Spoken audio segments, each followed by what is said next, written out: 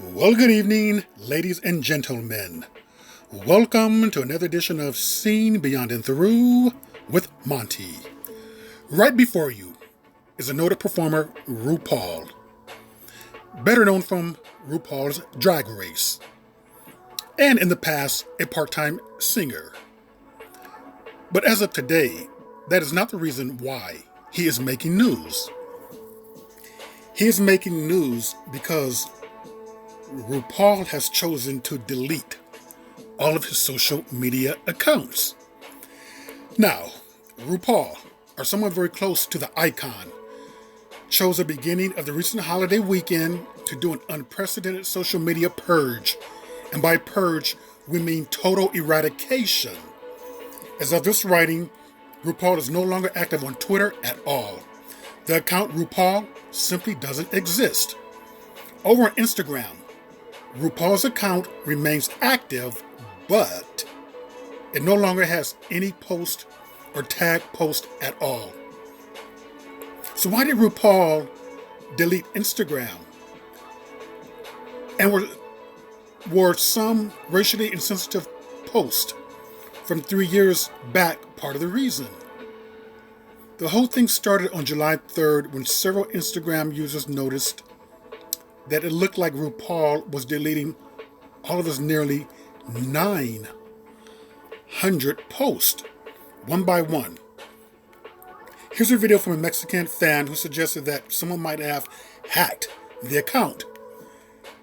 By late afternoon, everything on RuPaul's Instagram page was gone. Then the Twitter account disappeared. Now, what would make someone delete a library? Or for me, Instagram and some social media posts is kind of like a diary. A diary of activity, of where you were at, what you were doing, triumphs, tribulations, some tragedies, or whatever, but still a diary. Could it be, ladies and gentlemen, it is because of these insensitive pics right here? This is from RuPaul's official account, and it shows him in a Confederate garb. At least his skirt is a Confederate flag right there, posing very proudly, big teeth, big smile. And RuPaul, listen to this. The South will rise again. No, it won't. And shame on you, RuPaul. Just shame on you. This is really disgusting right there. For someone black and for someone LGBTQ to say that and to be draped in that. This doesn't get any better. Self-love 101. Don't take this too friggin' seriously. Well, this is from RuPaul's official account again. And how can we not take this seriously? Really? Here we go again. Confederate dress. Let me just read part of it. I'm going to, it's a screenshot from the 1995 movie, Tu Wong Fu, Thanks for Everything, Julie Newmar, in which RuPaul wore a Confederate flag dress. Her character name, Rachel Tennyson. Okay, Rachel Tennyson is a little pun on a very topic that said the screenshot in concert with the two photos above.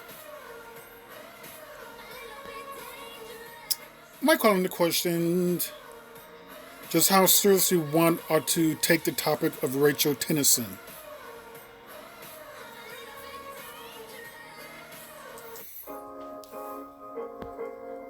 Considering that right there, wow, was that really a big inspiration for this? Was this for a movie? I find this to be just ridiculous. So let's go on right there. Okay, this is for a movie. Bad choice, bad idea. It wasn't like you were 16 years old. You were a grown man during this time. I mean, how old are you now? Nearly 65? 60 something? So Tu Wong Fu, 25, 30 years ago, you would have been well in your 30s or 40s then. You could have said no. Let's go on. Here's the RuPaul Instagram account. As you can see, post 0. 4.2 million followers, following 147, off post pics gone. Now, I want to tell you something. I read his autobiography, Letting It All Hang Out, it came out in 1995. So what are we talking about, 21 years ago? And in this book I read, I got the impression that he was more in line or more in tune with the white LGBT community, because he talked about going to the set with Shishi LaRue. And on the set, Shishi LaRue is a porn director.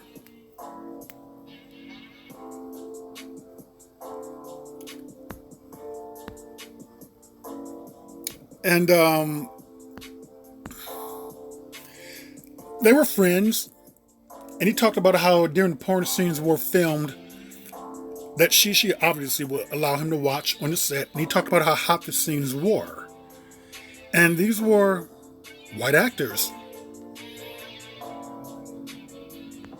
Primarily, this was the type of porn that Shishi LaRue made.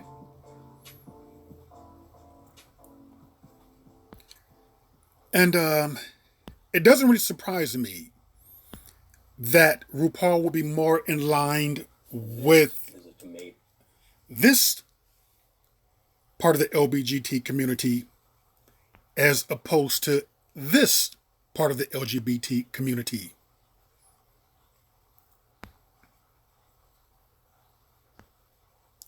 So someone brought it to my attention that whenever black issues would come up, he would quickly change the subject or skip around the topic, which doesn't surprise me at all. Feeling wise, I never really got a strong pro-black stance from him at all. I never really got someone who was really deeply entrenched, or I would say like really aligned with the black community. It has nothing to do with him being LGBTQ. Many LGBTQ people are. Usually what you find is that when they tend to be more aligned with this LGBTQ as opposed to this LGBTQ.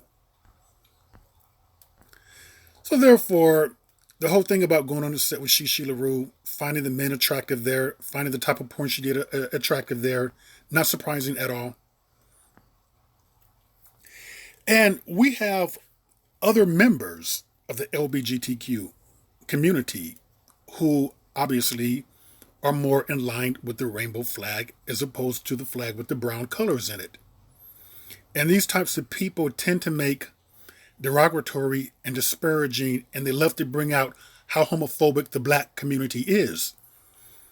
But at the same time, in token, they leave out how racist the white LGBT community is. So they're more aligned with this particular flag right here, which signifies they're LGBTQ first and black second. So with RuPaul, it doesn't really surprise me at all. It just doesn't surprise me. Just a feeling that I got, the autobiography in which I read, that vibe just came off very strongly. And I guess, deleting all of your Instagram posts or social media posts could show a bit of a breakdown, shame, embarrassment. I'm not answering any media questions as to why.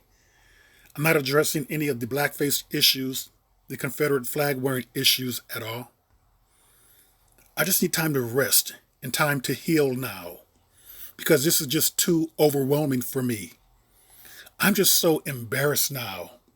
I don't know what to say or what to do.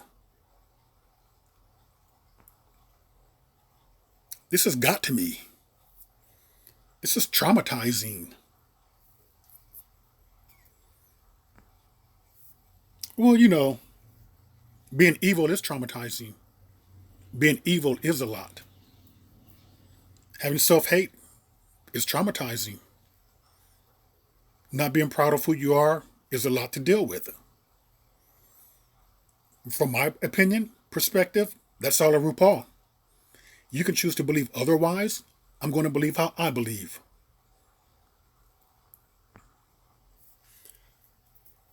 So, not really surprised by that. Many people were surprised by it. I do not believe that many read the autobiography about 21 years ago. I don't think that many people really paid attention to someone's character, their vibration and things like that, which kind of took a lot of people by surprise. And many people are disappointed. I'm not really. I'm not. I just don't think that RuPaul was that big of a fish. It's really to be expected. And what can he do? Believe me, whatever the hell he wants to do.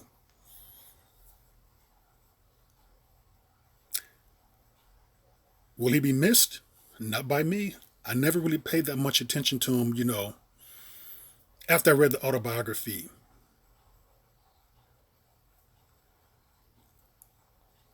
So I guess that's a good way to end this right now. Well, with that, that was another edition of Seen Beyond and Through with Monty. And I will see you beyond and through.